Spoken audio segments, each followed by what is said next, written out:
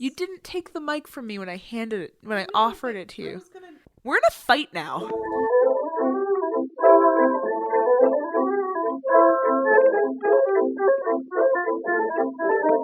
Hello and welcome to Witch Please, a fortnightly podcast about the Harry Potter world. I'm Hannah McGregor. And I'm Marcelle Cosman. And in this episode, we're bringing you the second half of our discussion of the fifth book in the Harry Potter series, Harry Potter and the Order of the Phoenix. And listeners, be warned. If the last episode was incandescent with a fiery rage, this one's going to be, pretty sad. We're a little sad. But before we can begin the mourning process, let us first get our affairs in order. In the sorting chat. Okay, I have three. I know this isn't final revisions, but I have three really important questions I need to ask you. Okay. The first one's not a question. The first one is an indictment. Of me? An accusation of you. Okay. Because when I asked you way back in final revisions at the end of the first book what the wizards wore under their robes, you were like, definitely not nothing. That would be insane. And I think we had the pretty clear revelation in this book that they are wearing robes and underwear. Yeah. And that is it. Yeah. No, you are entirely correct, and I am wallowing in my shame. Good. For anybody who missed it, the revelatory scene is when Harry's looking in the pensieve and sees Snape's memory of being tormented by Harry's father, James, who hangs him upside down from a tree on the Hogwarts grounds, leaving his dirty gray underwear exposed. It's a painful scene. It's awful. Something that, might redeem me.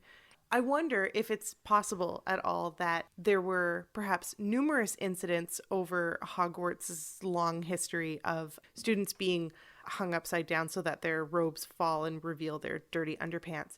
And it's just possible that maybe before Harry and company started school, Hogwarts introduced trousers to the uniform. I mean, there's no evidence that they didn't. We just have evidence that when Harry's father was at Hogwarts, trousers were not part of the uniform. Shaking my head very disapprovingly at Marcelle right now because that is bad reading. You're being a bad reader. There's no textual evidence for the sudden advent of trousers. She knows it. Second important question. Mm-hmm. When the students are talking about possible future careers, there is a description on page 579 of what qualifications you need to go into banking. And it says, are you seeking a challenging career involving travel, adventure, and substantial danger-related treasure bonuses? Then consider a position with Gringotts Wizarding Bank. Okay.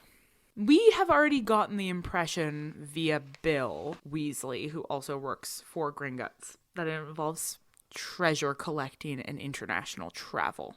Is the wizarding economy based on traveling around the world and finding cursed hoards of treasure and bringing them back? I believe so. I think the technical term for it is dragonomics. And it is when you steal treasure from dragons. But we should very seriously consider the important role that John Maynard Keynes played in developing Keynesian dragonomics, wherein you ensure that you don't take all of the treasure. You have to ensure that there's still enough treasure, that there's a healthy production of further treasure, right? That's super imperial though, right? That's just imperialism. Yeah. It's just the British traveling around the world being like, ooh, thank you for these goods. I will take them now. Yeah, I don't know if you know much about British imperialism, but not a fucking thing. But my understanding is that this is historically accurate. Except instead of stealing treasure from dragons, the British Empire was built on stealing treasure from literally everybody else. Great. So the wizards just never got the memo that we had switched from literal to cultural imperialism. Yeah, exactly. And cultural imperialism is a much richer treasure trove. Okay, one last important question. All right, I'm ready. In the wake of the completion of the Owls, While Harry is sort of in the middle of this panic trying to figure out how to save Sirius, he runs into Seamus and Dean, who are planning a dusk till dawn end of exams celebration in the common room, and they are arguing about how many black market butter beers they would need and whether they can get some fire whiskey. Is butterbeer alcoholic? Yes. Yeah. We know that it's alcoholic because earlier on in this book, when they encounter Winky's like hammered off of a single butterbeer. I thought that was a joke about like just being like a kid's drink. No. I don't think that the students are allowed to have butterbeer until their third year, right? Because they can't go to Hogsmeade and they can't go into Madame Rosmerta's or the Three Brooms. So it's like they're allowed to drink at 13. Yeah, but they're allowed to drink like small amounts of alcohol. It's like American beer. It's like pretty much non-alcoholic beer. Yeah, like 4%, like non-alcoholic. Yeah, as you have pointed out. Oh no, we had to edit that out. Didn't make it into the episode, so for the record, listeners, I think that if a beer is 4% or lower, it's technically non-alcoholic. And like rightly so. The only person who could get drunk on like 4% beer is a house elf. Yeah. Or like literally your baby. Okay, these were all questions, but maybe we should just mention also in sorting chat before we get into some of the nitty gritty that this book was really sad. The first half was like we had a lot of things to get fired up about, but like the second half is just like painful. I wonder if it's more painful when you know what is coming than if it's your first read, because we have been paying closer attention to the larger patterns throughout the books as a whole, not just reading it for plot. Yeah, I mean, I didn't remember how this book ended at all. I didn't even remember that this was the book where Sirius died. Like, I remembered, I knew Sirius died in the series, but I didn't remember when. And so when it happened at the end of this book, I was like, oh no. And then there's like a bunch of the book still left that's just about being sad. But it's just like there's a ton of other stuff in it. Like Hagrid in this book, who is so frequently sort of this joyful presence, is just so isolated and sad and lonely in this book. And the way Hogwarts is gradually stripped of every form of joy. Like the whole story is just Harry having thing after thing taken away from him until he has nothing left. Like broom first, then Quidditch, then Dumbledore, then Hagrid, then McGonagall. It's just like everybody leaves in this book. And some of them come back, but this book is a downer.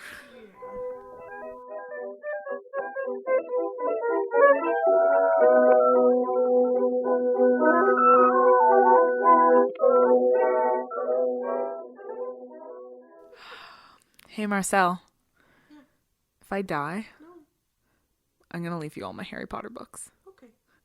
I mean, I know you already own them, but you can never have too many books.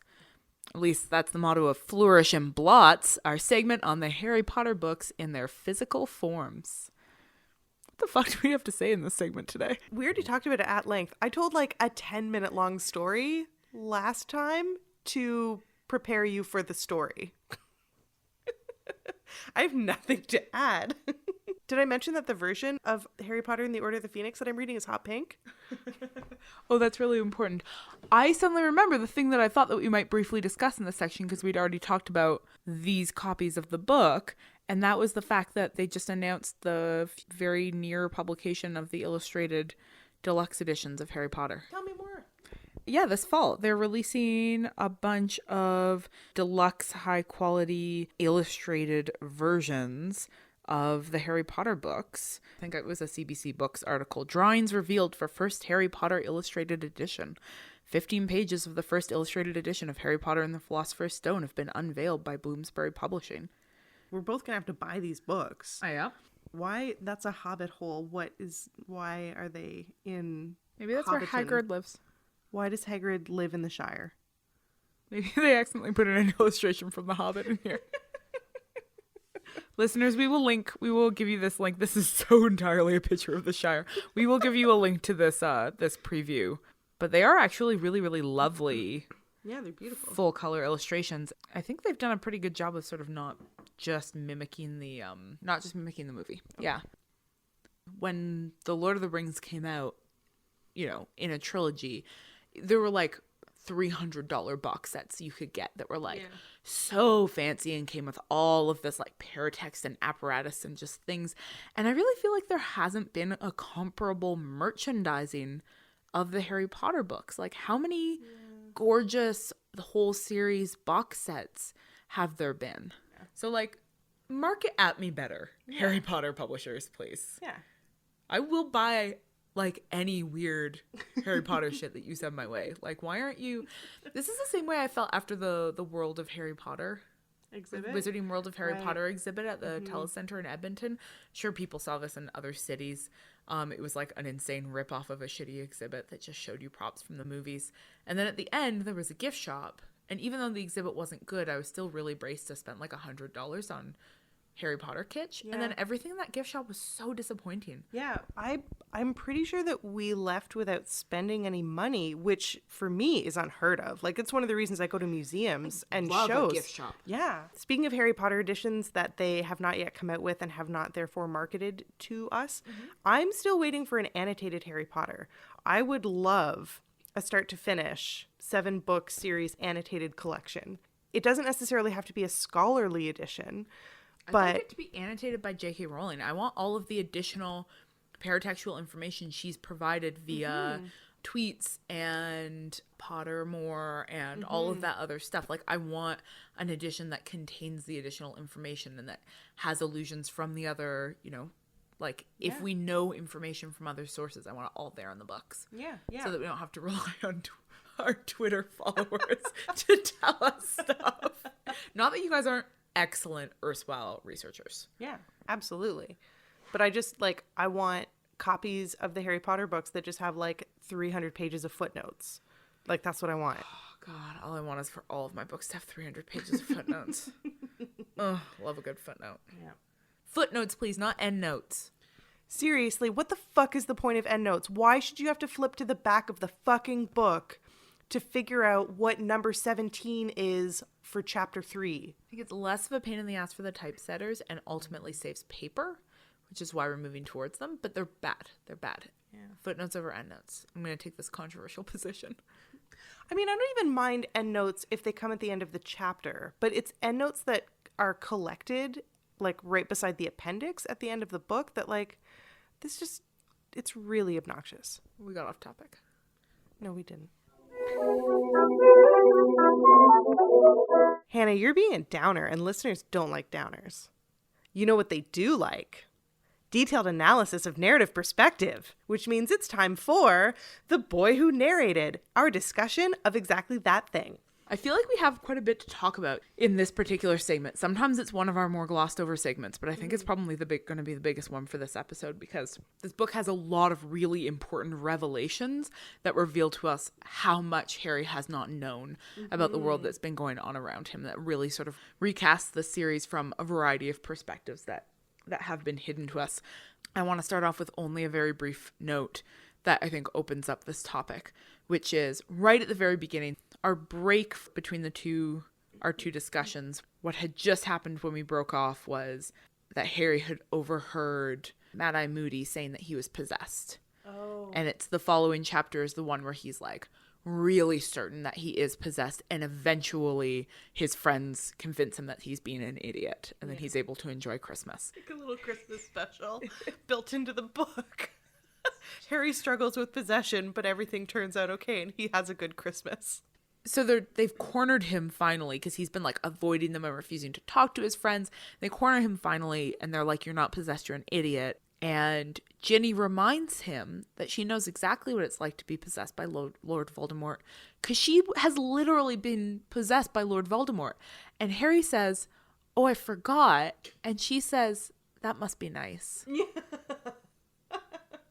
This book gives you a lot of reminders about how self-involved Harry is. It's really like a point in his story where he has to understand both the gravity of the situation that he's in and the seriousness, the sort of adult seriousness of this narrative that he's now locked into, and at the same time really start meaningfully understanding that the people around him are also having their lives hugely affected by the things that are affecting him too. And that segues into one of the main things we want to talk about, which is Neville. Yes. right? And the revelation that we have about Neville as a character in this book. Yeah, so we had talked about this a little bit earlier on about the connections that are starting to be made between Harry and Neville. And this is the book where we actually learn that this entire book series could have been about Neville Longbottom. It could have been Neville Longbottom in the Order of the Phoenix.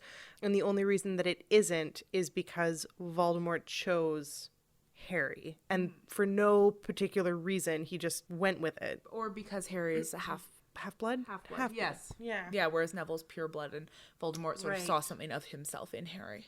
Yeah. It's an accident of birth. It's nothing essential about him. Yeah, exactly. And it's the book series as a whole does go to great lengths to tell us that, like, that's an arbitrary distinction to be made between wizards, right? Whether you're pure blood or half blood or whatever. So we all obviously want to talk about Neville all the time. Oh my god. And special shout out to follower Holly Dunn Design, who created an absolutely beautiful book cover design for Neville Longbottom's memoir, A Toad Called Trevor. Everybody needs to go look at it now. It's on our Twitter feed. It's incredible.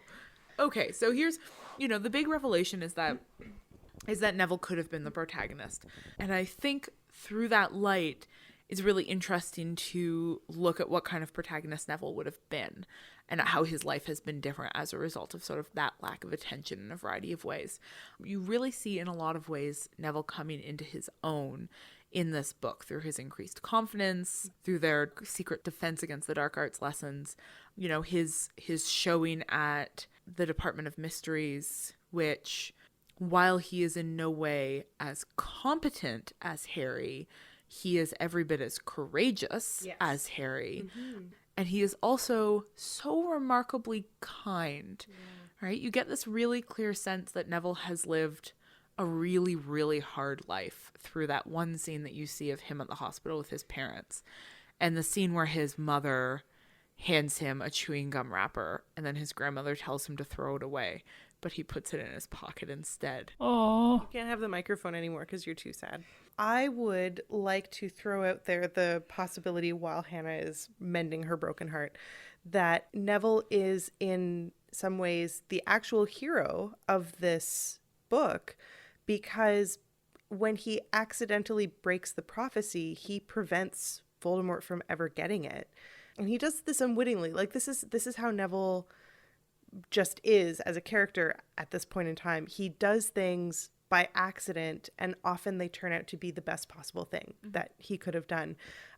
And, like, Harry doesn't give a shit that Neville broke the prophecy. And, like, sure, he probably wants to know what it says, but, like, he's not upset that it's broken. And Neville's devastated. But if they had it, if they continued to carry it with them and try to hide it from the Death Eaters, like, they would have lost. Voldemort would have gotten the prophecy, and, like, the world would have ended much sooner than it does. Oh, oops. Just kidding. Anyway, Neville. Give him back the mic. I'm gonna be sad again. So right after Sirius dies, so I think it's really important to remember that at this point, Neville has no idea. Neville, like, obviously knows who Sirius Black is because he reads the Wizarding News. So as far as he's aware, Sirius Black is like a psychopathic killer. He has no reason to believe otherwise. Everything has been telling him that this is true. And he's seen is Sirius Black show up. He hasn't exchanged a word with him, but he observes Harry's reaction to Sirius's death, and then he comes up to him afterwards and says, "Harry, I'm really sorry. Was that man with Sirius Black a friend of yours?" Oh.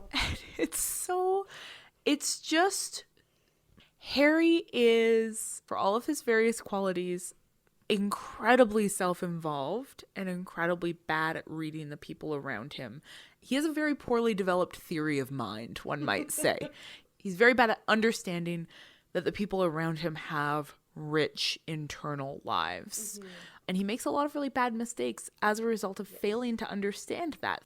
For example, we have the revelation about his parents in this book, which we'll talk about more in a moment, but his total shock that his parents were like people and not, heroes. I mean, it's just another example of how bad he is at understanding the complexity of other humans. And Neville is so obviously good at it because he has observed the situation and he has correctly intuited what's going on and immediately reacts in this really empathetic way yeah, I think there's a lot of things that are really heroic about Neville in this book. There's a lot of really beautiful qualities about him as a character. And qualities that I think is really interesting that you start to get to see them only through the process of starting to watch Harry become the kind of person who can actually recognize and understand the people around him, which is a process he goes through with Luna Lovegood too, right? Yes. So the book where he goes from completely dismissing her as a character to actually being comforted by her. Yeah, and at the end of the book, when he offers to help her find the things that literally everybody has stolen from her, which is also devastating, and he's like, do you want a hand tracking down your things? And she's like, no, they'll turn up. They always do. Yeah. I mean, that moment where he suddenly occurs to him that if she can also see Thestrals, it means that she too has experienced loss. Because he doesn't make that connection right away, right? He's sort of like, oh, she sees these things and I see these things. That means I'm crazy. And even when he learns why you can see Thestrals, it's only later it's that moment at the end, isn't it? When he's like, oh, hey, oh, so if you can see Thestrals, you've like experienced a tragic loss. And she's like, yeah, my mom. It's like, oh, okay. Oh yeah, other people's parents have also died. God, sorry, Harry. And this is part of, like, across the board, he's learning to see other people and as a result learning to see himself a bit more clearly, you know, which is part of a larger narrative of maturation. And the revelation about his parents is part of that.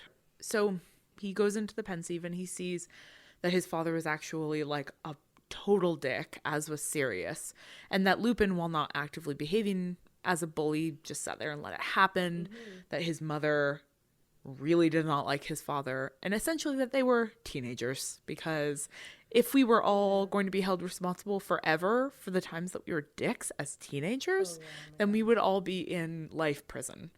And Snape needs to fucking get over it. I was bullied as a teenager. I recognize that those people were also children. It sucks. Cultures of bullying are a problem. We should do everything that we can to prevent it, but you can't hold teenagers responsible for bad decisions that they make. You really can't. Certainly not the teenage children of the adults who were once teenagers who bullied you. Like, that's nonsense. Yeah. I have one question about that though, which isn't part of final revisions. It's like a genuine discussion question.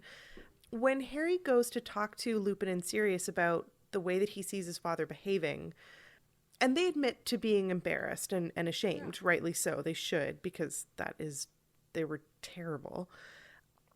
I can't remember which of them it is. I think it's Lupin, points out that, you know, Severus Snape and James Potter had a relationship that was very similar to Harry and Draco Malfoy. But I'm not convinced by this, because in the relationship between Snape and James Potter, Snape, as we learn, is an abused child who comes from a poor house, and he's being bullied and tormented by some like rich pureblood kid.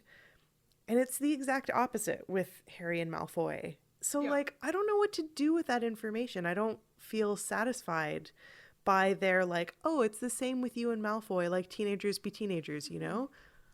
And I don't think Harry's entirely satisfied by that either, right? They justify it to him, and he's sort of like they say like, oh, Harry, we were 15. And he's like, yeah, I'm 15. Yeah. But I think nonetheless, I mean, he's not pleased with that behavior. And that's one of those revelations that you have that, like, sometimes your parents weren't great. And it's really hard when you have a parent who you loved who's dead to not deify them. Right. And to not try to remember them as, like, people who were perfect.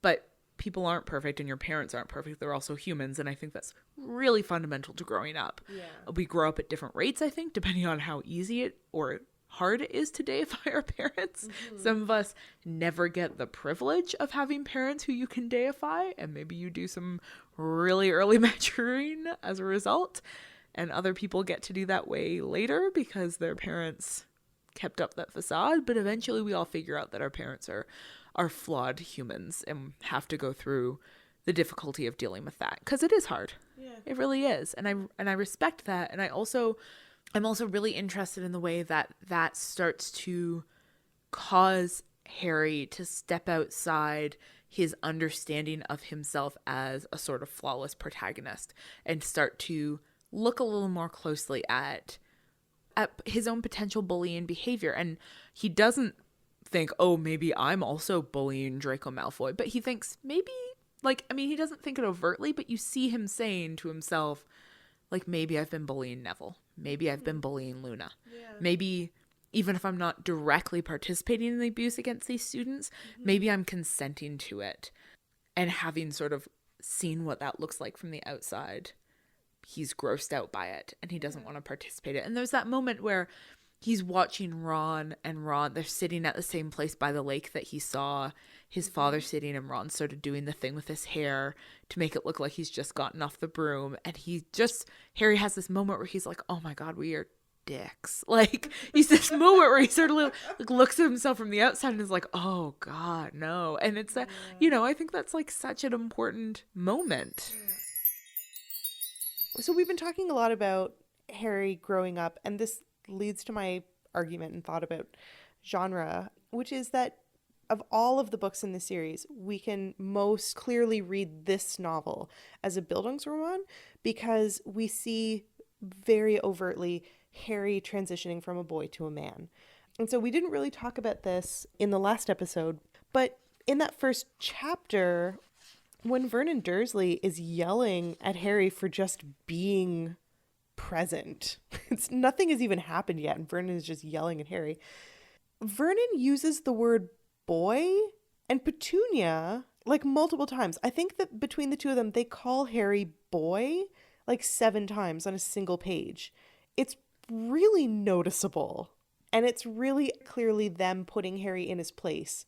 And so Hannah is currently tracking down the section, probably like 4/5 of the way through the book, where one of the centaurs actually refers to Harry. What is it? It says, and they are not so young. He is nearing manhood, this one. And then we get to the end of the novel, and Dumbledore does this like retrospective of all of Harry's All the novels. Like all the novels. He goes through the endings of the last 4 novels and is like, you were so young. You were barely older than young. You were getting older, and you were definitely old enough, but like, how could I? You'd been through so much. But like now is the time for me to tell you about your mortality. Now is the time for you to come to terms with the fact that, son, you're gonna die. And you may have to kill someone. You know you're a man when an old white man with a beard tells you you're going to have to murder someone. And then after that, we also have Harry recognizing himself as, and I quote, a marked man. So Harry self-identifies as a man.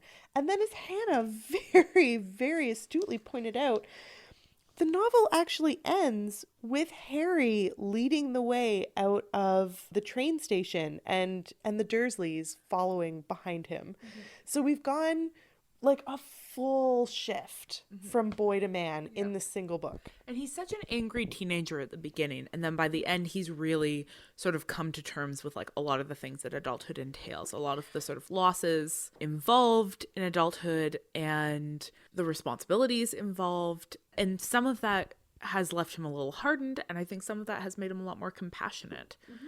Yeah, I think this book is really explicitly staging itself as a Bildungsroman in that way. And Sirius's death is one of the key turning points in that sense.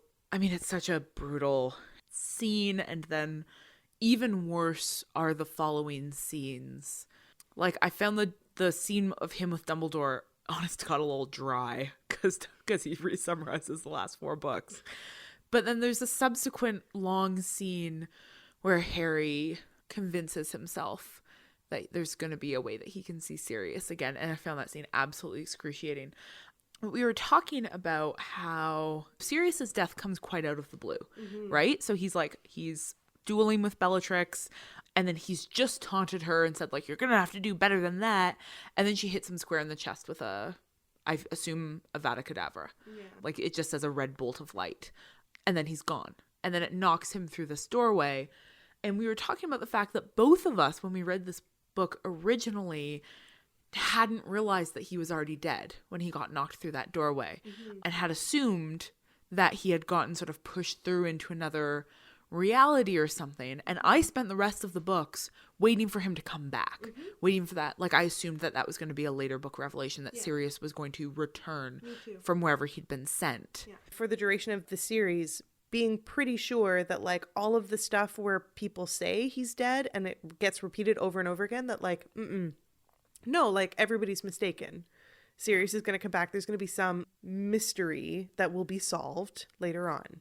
Yep. And that's, having just reread it, and again, this is only the second time I've ever read this book, but rereading it now, it's completely obvious to me that he's dead already before he goes through that doorway, and that Lupin is totally aware of that, right? And Lupin is trying to say to Harry, like, he can't come back. He's dead. Yeah. And that Harry can't hear that. And that you see Harry unable to hear that for much of the rest of the book, right up until he has that conversation with Luna. And she explains to him what was on the other side of that doorway, what Harry didn't understand, which is that that doorway was death. And that people pass through it and they're gone. And they're gone in a way that is fundamentally more permanent than what Harry had been ready to hear. But also because he has just had the revelation that he too is mortal. Like, it's also fundamentally not permanent because you too will die. Yeah. And that's, again, a pretty fucking intense adult revelation. All of these things, the permanence of loss, the reality of your own mortality. Like, there's something about that scene, about the way that she's explaining to him that those people are still there. I actually can't put my finger on what it is about that scene that, like, gets me so intensely. I wonder if it has to do with the fact that what Luna's saying is something that we say in various ways all the time, which is that oh my God, I think I was about to accidentally quote Dumbledore, which is really embarrassing. Well, that, like, the people that we love are never really gone, right? Ugh. Like, they're always with us, and you can hear them. You can, like, hear the voices of these people who are dear to you and who are no longer with you. And what the book has done is the book has manifested that quite literally, in that when you're close to the curtain, you can hear... God, I'm getting choked up. When you're close to the curtain, you can hear these voices. And if we think of the curtain as being, like, symbolic for being close to a place when you need the comfort of that lost loved one, that's when you hear them. Oh God, I just spent the day at a suicide awareness fundraiser, and I also just want to note how alluring that doorway was. Yes. Only to some of them, right? Ron and Hermione had no interest in that doorway at all. Yeah. But Harry and Luna and Neville all found themselves really drawn to it. And I also think that that's interesting because there's a comfort in that, and then there's a danger in that. That when you've lost somebody and then you find yourself sort of in that way drawn towards the idea of being with them again, that can both be a support, and you see moments in this book in which it's a support, right? When he's being possessed by Voldemort and he thinks, well, at least if I die right now, I'll get to see Sirius again. Yeah. And that's actually, that intense feeling of love is the thing that keeps Voldemort from taking him over. But that also has this really dangerous death drive to it, right? In that desire to be with the person that you've lost, there is that danger. Just thinking forward to the book. Spoiler alert. Spoiler alert. Commence Obliviate in 5, 4, 3, 2, 1. One of the things I really admire about this series is that even though all of the tropes of fantasy would say that at least one of these dead mentor figures is surely going to return, they never do. Well, like, Dumbledore kind of comes back. No, he doesn't. He doesn't come back to life, but Harry, like, fucking hangs out with him in a train station for an hour. Yeah, but he's still, like, full on dead. Yeah. And he makes it clear that this is Harry's party that he's at. It's not, yeah. Yeah, like, when people die, they die. Yeah. Like, and magic doesn't stop that. Yeah. Like, that death is still just a thing that you have to deal with.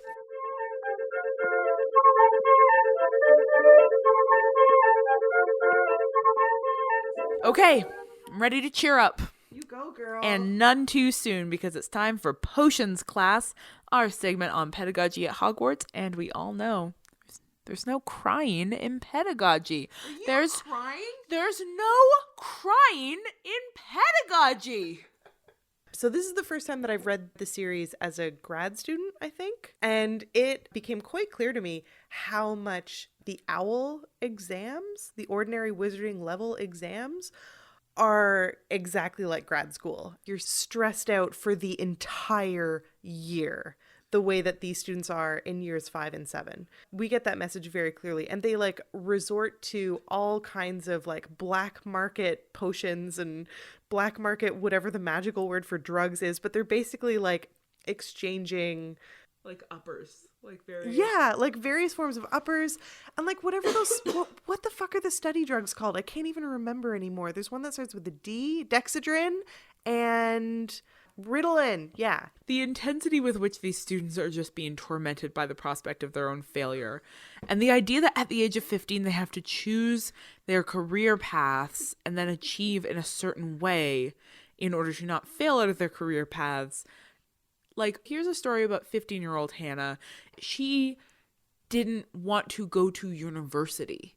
And when I finished high school, I did not finish high school with enough of the right kind of credits to go to university. And then I left school for 2 years.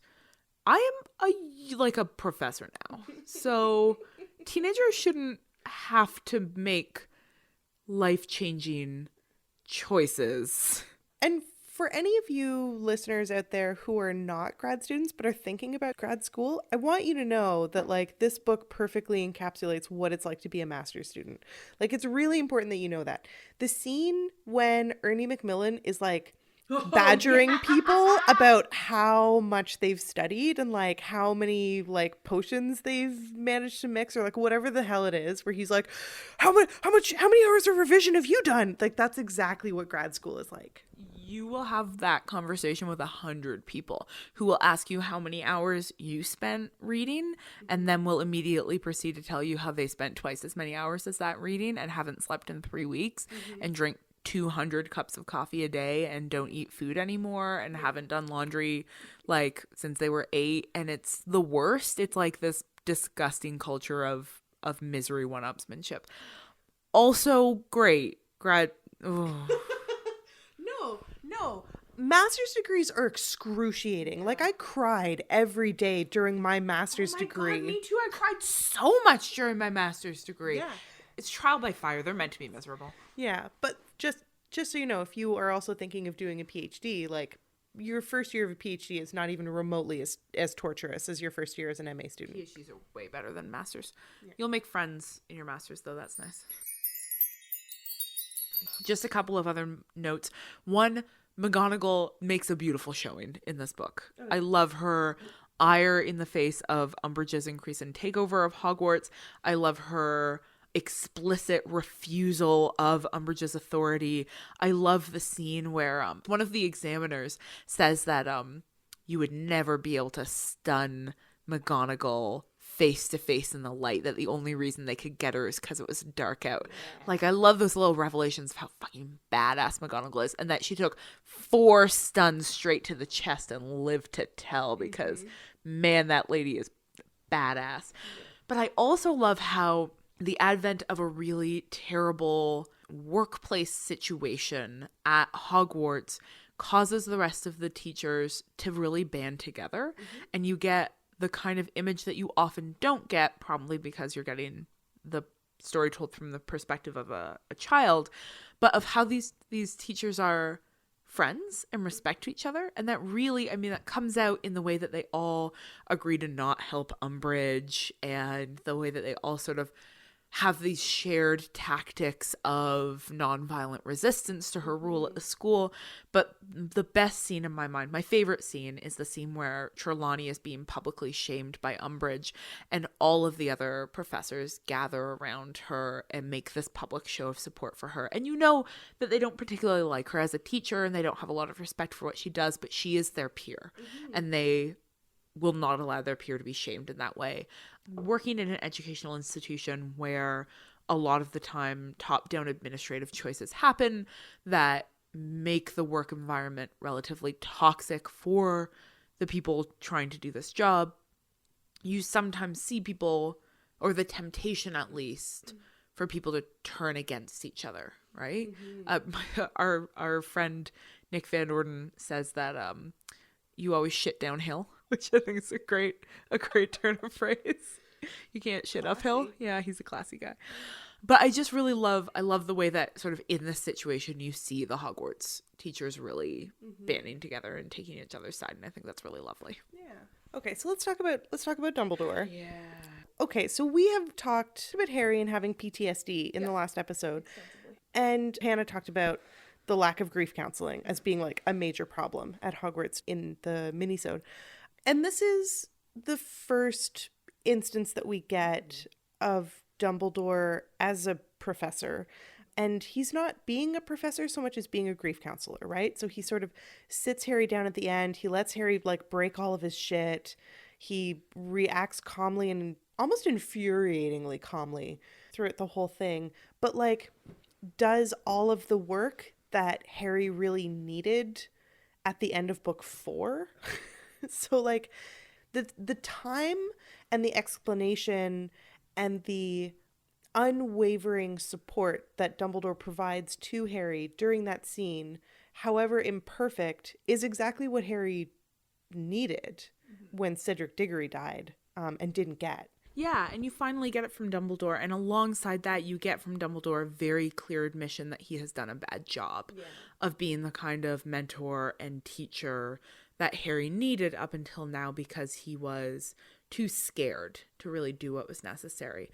And this is a scene where Dumbledore makes amends both by fully verbally acknowledging the extent of Harry's pain and suffering for the past 5 years, which has not been fully acknowledged, and which, as we were talking about in terms of gaslighting in the last episode, it can be incredibly traumatic to not have what is happening to you fully acknowledged. And so I think there's something incredibly valid about Dumbledore going back and sort of retelling Harry's story to him and saying, like, your life has been hard. And like, that's, for anybody, if anybody out there has ever gone to counseling, talking to somebody about your life and having them say to you, wow, your life has been hard, is the most validating thing in the world. Even if your life, comparatively in the grand scheme of things has not been the hardest, it's still just having your pain acknowledged is pretty important. And so I think that is really incredible. And I also think that it's really interesting that it's part of this larger reframing of Dumbledore where he sort of steps forward and says overtly, like, I have been behind the scenes manipulating every aspect of your life for the past 5 years, and I did a bad job.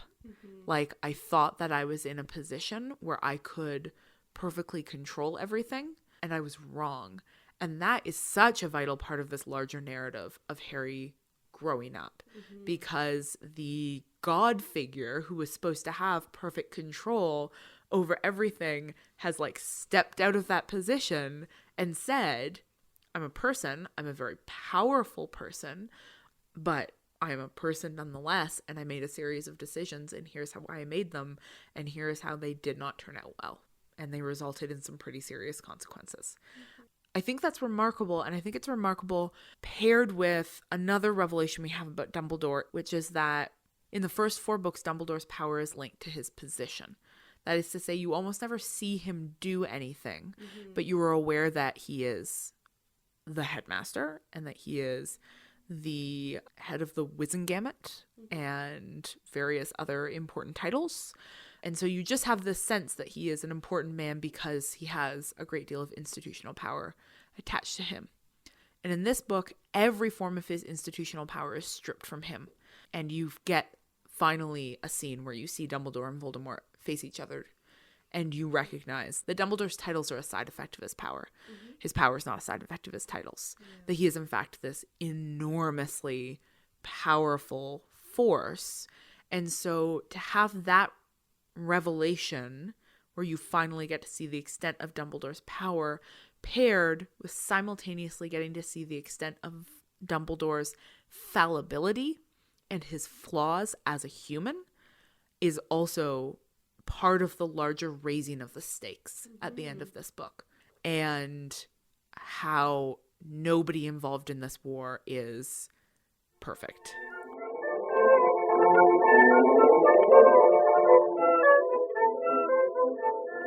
Okay. I know you were starting to feel better, but that's all about to change. Because you are an adult woman now. And we are headed into the Forbidden Forest, where we'll encounter race, gender violence, colonialism, and a bunch of rapey fucking centaurs. I'm going to start very briefly. I would just like to make a note about the giants. We didn't end up having time to talk about the giants in the last episode, and I find the representation of the giants, the monstrous otherness of the giants, very interesting in this book as a whole, as part of the larger way that the books are starting to reveal the extent of the non-humanness in non-human others in the magical world, right? You know, you started to see it with the house elves, but now you get the giants, right? And it's this real, like, there are others in this world who are so fundamentally not like us. And when we meet Grop for the first time, Hagrid's little half-brother, younger half-brother, he's not little, he's like twice the size of Hagrid. It says in the book that Hagrid looks like a human, just way bigger. But Grop looks fundamentally non-human. And you realize that, like, part of what's made Hagrid a really easily incorporable other, you know, for most of the sort of liberal members of the wizarding world, is that he might be a little bit monstrous, but he is mostly identifiable as human.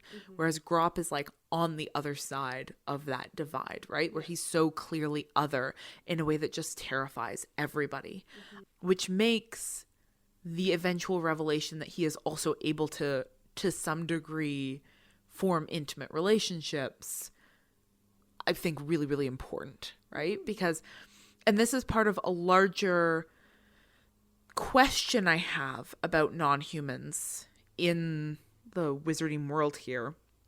So liberal humanism it's based on the idea that if our differences are all basically cosmetic and underneath the skin we're all essentially the same, it should be really easy for us all to unite around a shared set of values. And these books seem to fundamentally refuse that idea that everybody is the same and wants the same thing and has the same values under their skin. That when other non-human creatures are other, they are actually other. They want different things. They understand the world differently. They are not necessarily amenable to the desires of the wizarding world. And that's something that you increasingly see sort of needs to be respected. And that if you're going to have a relationship that works across those borders of real meaningful difference, it needs to be based on mutual respect, not on a sort of violent attempt to incorporate others into your own worldview, which is why Dumbledore advocates for respect for house elves and says that Sirius's great mistake was not respecting Creature, right? Treating him as something less than him, treating him with disdain, because disdain and thoughtlessness can be so violent. And that is fundamentally different from Hermione's shitty politics.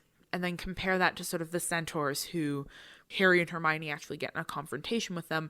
They're not compassionate, nice, amenable, like they are not interested in being part of the wizard world. They really understand themselves as other and want to keep themselves separate from it. And even Firenze, who is the one who lets himself become part of the wizarding world, is still very like holding himself outside of it, being, you know, saying I am other. And so I think that there's something like the core of an interesting ethics being worked out here in relation to difference, which is that you cannot expect to overcome meaningful borders of difference through the assumption that we are all the same under the skin. That instead it involves a kind of fundamental respect, not despite, but for difference, and a kind of really fundamental labor, right? The labor that you see Hagrid doing, that you see Dumbledore calling for, which is like, it might be incredibly uncomfortable right? You might have to live with a house elf-like creature. You might have to work through the difficulties of a relationship with a giant like Grop, but there's a sort of benefit in working through that relationship. Not that Hagrid is doing a good model of being like ethical, because he definitely just enslaved his brother. So, I think the key to what it is that you're pointing out is that the liberal humanist assumption that deep down we're all the same is that deep down everyone is the same as humans, right? Like it's the fundamental hubris of humanity. And deep down, everybody the same as like white male humans. Yeah. Yeah. So with that in mind, I want to talk about an idea that our friend and self-proclaimed #1 fan, Sylvie Vigneux, has posed. The way that the centaurs are characterized in this novel is through tropes of indigeneity. And there are definitely ways in which that is extremely clear. So the fact that when Umbridge is confronting them and is reminding them that they are only allowed in the portion of the forest that the Ministry of Magic has designated for them. And so for those of us living in settler colonial states like Canada, the US, Australia, and New Zealand, that has a very clear resonance to us in the way that like Indian reservations have functioned, at least here in North America. And the fact that the centaurs use bows and arrows, the fact that Firenze starts his divination classes by burning sage and other herbs. The emphasis on their sort of ancient wisdom, the fact that they're all very sort of stony faced, yes. Like a lot of this is playing on sort of, racialized tropes of the wise Native American, the fact that they are all men, right? Which is a sort of, again, the sort of image you get from cowboy and Indian films of what Indigenous subjects look like, the fact that they're all men and warriors, but also very wise and fundamentally connected to nature. Like there's a ton, for those of you who are not trained in reading for these particular tropes, take our word for it. The centaurs are heavy-handedly coded as Indigenous. So then, of course, there's one like major disturbing problem, which is that centaurs as mythical characters are also a rape-based society. And so when they carry Umbridge off to punish her, it is implicit that they are punishing her through sexual violence. But the thing that makes this especially problematic is that there's a long, historically inaccurate and deeply racist and problematic narrative history of Indigenous men to be thieves who steal white women and carry them off and rape them and make them bear their children. This is like a really old and disturbing trope. It's in fucking Peter Pan. Like, oh yeah. I mean, like captive narratives, which is the genre of stories about white women getting stolen by Indigenous people and then like being forced to marry an Indigenous man and then having children and then her struggle over what her culture is. Like it's a whole genre. And I need to note, in case there's any devil's advocates listening to this, and I know that all of our listeners are lovely, so nobody's going to be a dick, but we're not saying that didn't ever happen. Yeah. Right? Like there is a long and complicated history of the relation between Indigenous people and colonizers on this continent that certainly involved a history of sometimes people getting kidnapped. Like it happened.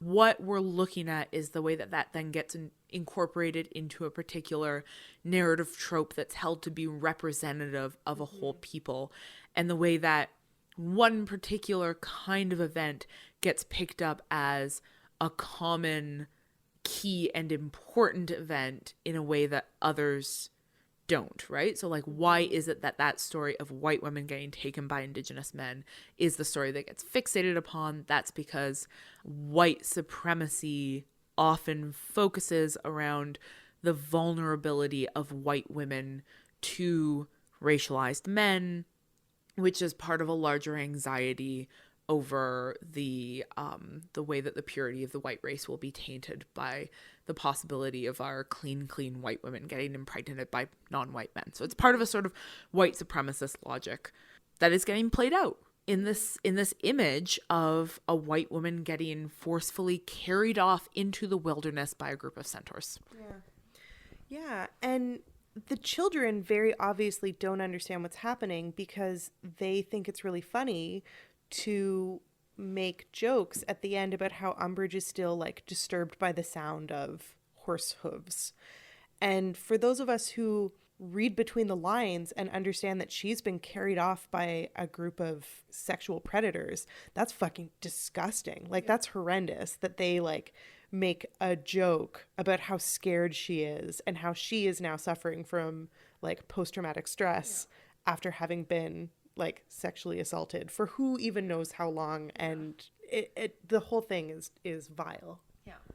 It actually really smacks of like corrective rape, right? Which is like, she was a bad woman and she got what was coming to her. And like, Umbridge was a monster, but like, that's super fucking not okay. Well, and you know what? We never actually really talked about her as a spinster before, but if we think about Umbridge as a spinster character, who she definitely is, like, she fawns all over Fudge, but it's like adoration. It's not, she's not in love with Cornelius Fudge. The cats and the fluffy pink sweaters. Like, she's coded as a spinster. Yeah, and spinsters are historically lesbians, but we didn't have a word for lesbians because we dare not speak of such. Well, lesbians or asexual. Good point. And in both cases, corrective rape is like what you do to women who do not behave like appropriate women, which is that they become wives and mothers. I would actually really like to get some feedback from you guys, because we both find this whole part of the book really distressing and in a lot of ways sort of hard to read in terms of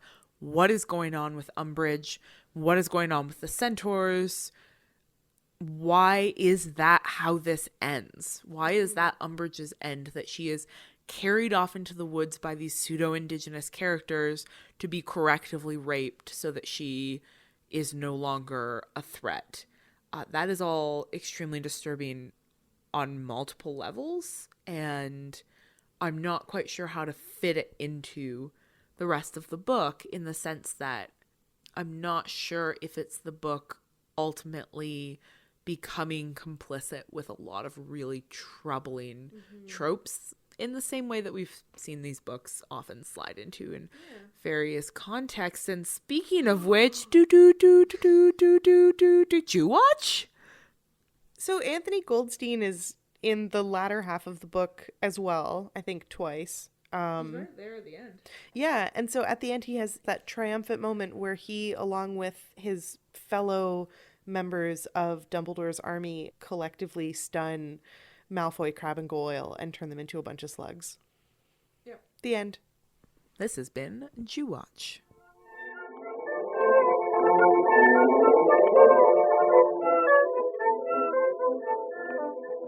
Wait, I've finally figured it out. I know what can make me happy again. Do you know what it is? It's Granger Danger!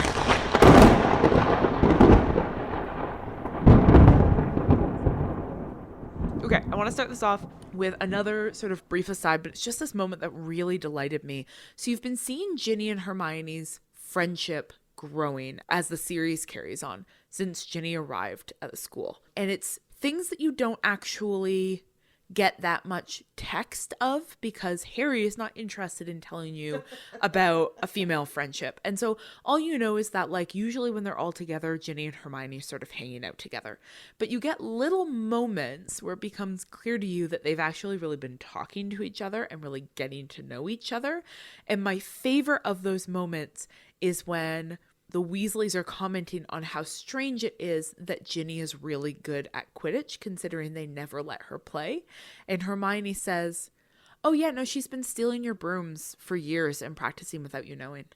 And it's like Hermione just knows this thing about Ginny that none of Ginny's brothers know, because none of Ginny's brothers have been taking her seriously, whereas Hermione and Ginny obviously have this friendship where they tell each other stuff and take each other seriously as a couple of super rad young women. And I find that really exciting. So, like, what's up here? Oh, yeah. Oh, my God, that's amazing. So right at the end, in the scene where they've all gathered in the hospital wing because Ron and Hermione are still quite badly injured, it's describing all of their seating arrangements.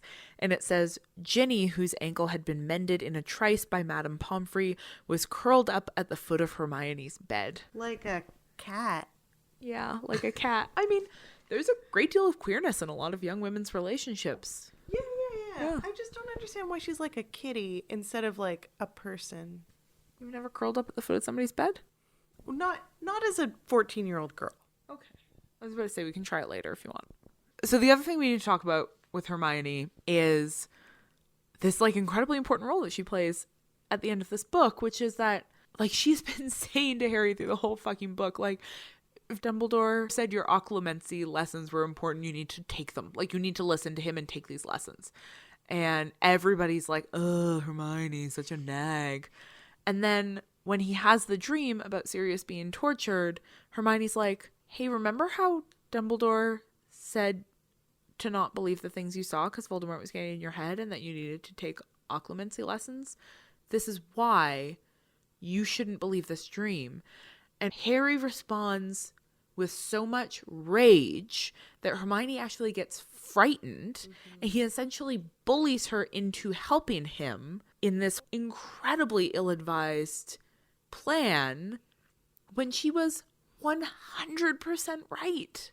This is like a callback to when Hermione cautions against continuing with Dumbledore's army because Sirius Black thinks it's a good idea because Sirius is reckless.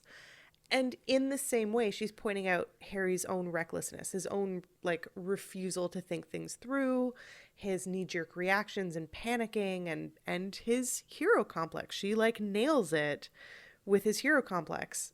It's connected to what we were talking about last episode with what a good reader Hermione is, because she says, like, don't you think that maybe you have this thing with saving people? And he's like, what the fuck are you talking about? And she's like, well, remember last book when you insisted on trying to save everybody during the Triwizard Tournament and it was completely unnecessary? Like, that you have this obsession with this idea that you are the hero that causes you to make really bad decisions. And he's so fundamentally unable to hear that and so fundamentally unable to like listen to her and respect her as a smart person who is good at reading these situations. Like he just can't hear it. But we hear it and we see that she was 100% right. And it doesn't really come up again in the sense of like, oh, hey, did Hermione nail that or did Hermione nail that? Like, obviously Harry has this intense guilt. He recognizes he's made a bad choice. But like, there's no moment where he's like, wow, I should learn to listen to Hermione more. Even when he gives that cryptic message to Snape about Sirius in front of Umbridge and is unable to trust that Snape has understood him and is gonna go check it out. Yeah. Right? And like I know that he doesn't have trust in Snape. I know, but it's just another example of his like complete inability to read the situation. Like, what was he expecting Snape to do? Go wink. Like there was nothing that Snape could have done except be like, I have no idea what he's talking about, and then strut out of the room. Hermione is so not just book smart, right? Like you think back to the first book where she says that like all she has is books and cleverness, right? It's not books and cleverness. She takes her close reading skills and applies them to the real world and like interprets situations really well. And it's so interesting the way that's built into the narrative, but simultaneously built into it is the way that people don't listen to her.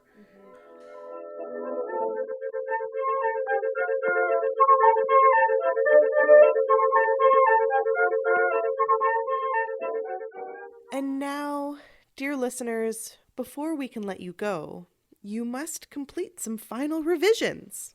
I'm going to ask Hannah some questions, and she has to answer them, and you have to listen.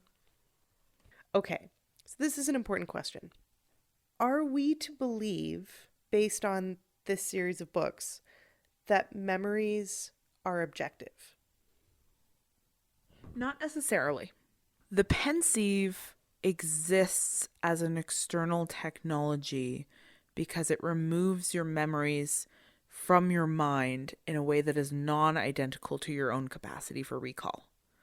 And so I think that what it's doing is differentiating between your capacity for recall and the event itself, right? And what's really interesting about being present in the pensieve is that it becomes clear that what those memories have recorded is just a sum total of sensory input, not the meaning of the event in any way.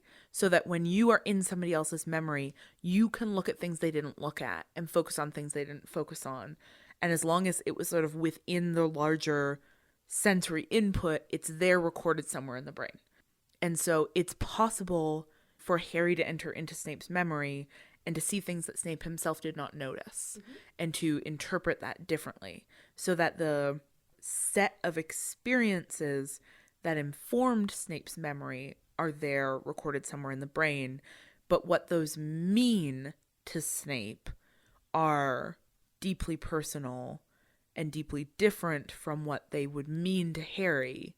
And that there's something about the way that memories can be externalized but still have to be experienced by people, that you can take it out of your head and put it in the pensieve, but somebody still has to look at it. And so they're still deeply subjective at the level of experience. I'm only going to ask you one other question. Okay. And the other question is, so you remember in the last episode where we were talking about who the people were who were flocking to Umbridge. So your theory was that the students who were flocking to be part of the inquisitorial squad were the children of Fudge's political allies. And I really wanted to talk about one example of somebody who was not a Slytherin, but couldn't because we weren't there yet. Who is it? That's what I was going to ask you. Did you notice who it was? I did not notice. Isn't of course, it's the Ravenclaw. It's Cho's friend, who's the one who like caves, but it explicitly says that her mother works for the Ministry, and that is the thing that makes it too difficult for her to sort of maintain this position of like sort of being a rebel within the schools, because her mother is located within the Ministry and she's like implicitly worried about what that's going to do. Yeah. So you were totally right. I was totally right. Isn't that nice?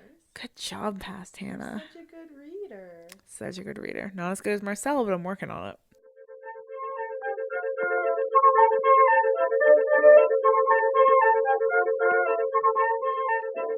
Thank you, dear listeners, for joining us for episode 9B of Witch Please. The rest of our episodes are available at ohwitchplease.ca and on iTunes. Hey, even if you listen on our website, maybe you should throw us a rating or review on there anyway. Or just recommend us to a friend. That would be dope. Also, I just learned how to find international reviews on iTunes, so shouts out to Punwitch, Against Idleness and Mischief, Kathy Van Orton, Puff Pride, The Typeset, and Polka Dot Revival for all your kind international reviews. Check out our Tumblr, awitchplease.tumblr.com, curated by Jason Purcell, and don't forget to thank the many gods for our erstwhile tech support, Trevor Chow Fraser. Hi, how are you doing? Who had to do some actual real tech supporting this week, and we are extremely grateful for him. This episode comes out September 21st. And on September 26th at 4:30 p.m., we'll be doing a panel at the Edmonton Comic and Entertainment Expo with our dear friend and coven mate, Neil Barnholden. Also, stay tuned for announcements about another future live event coming in January. The following is a complete list of the people we expect to see there, aka the people who have been tweeting at us. Escaletli, Adams, Cat Lady Pizza, Lou Mores, Deza Gradavel, Pewter Wolf 13, Leela Smash, Colexcro, Ms. Megan, Karina Saurus, DeBeckel, Caro Poparo, Is a Grapefruit, Short to the Point, L.M. Schechter, Surinoth, Emily Hoven, Andrew Bretts 001, Katarina Mary, Neil Politan, Ifia S., Proletarian Arts, Angry Care Bear, Whiteley Rose, Kristen Morin, Mar Shameless, which is my stage name, Mel Doglish, J. Kate B., Bridget Stemler, Matt Domville, Basil, S.C. Huggins, Force of Nature, Bookish Spoonie, Trevor Chow Fraser, Debbie Kinsey, JB Babygirl 18, T. Villanilla 4, Eli Z.R. England, and my apologies if that's supposed to be like a cool internet thing that I don't know how to internet. Like Eliza England? Yeah. Is it like a Jew thing? I'm not Semitic enough. Quick side note, Virginia Woolf, An Outlaw Wife, Holly Dunn Design, Books Pieces, Frank Trick, Alex Mack, Broken Tape Deck, Terry Lee McGarry, Rach KL, Against Mischief, Marcella Gel or Marcella Yell, Chelly Godey, Smaracuja or Smaracuya, Bookish Crumbs, Nemo's Winter, and Jess Megal or Jess Megali. I mean, if you want us to pronounce it differently, you are so welcome to correct us via Twitter. We super appreciate Ifia S and SC Huggins for letting us know how best to pronounce their Twitter handles. Also, thanks to Hannah for breaking up a bunch of these in actual like words so that I could read it properly. I really appreciate that. Thanks, Hannah. You're the best. You're very welcome. We also have a special message today on behalf of listener Alan Matley. The message is for Sarah, and the message is, Happy birthday!